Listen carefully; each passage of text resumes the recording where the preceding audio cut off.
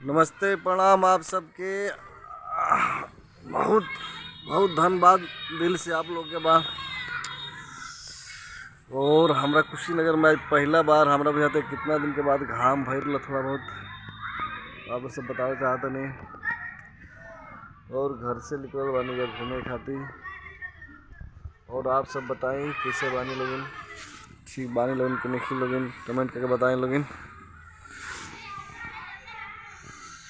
आई आपके दिखावा था नहीं पार्क महल बन जाए इसमें।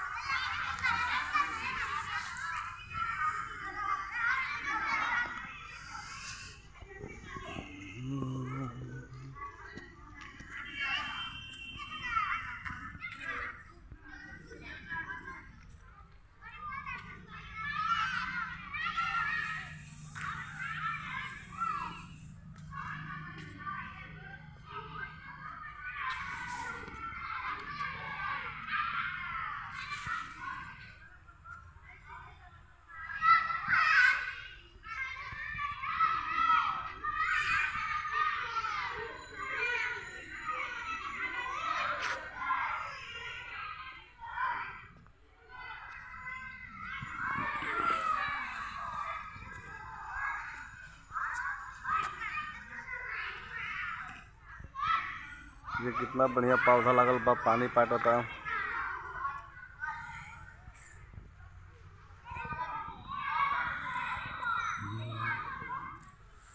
देखिए बहुत अच्छा लाइट लगा हुआ है हमारे पार्क के अंदर।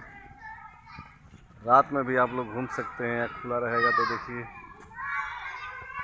लाइट बहुत बढ़िया लगा है यहाँ पे।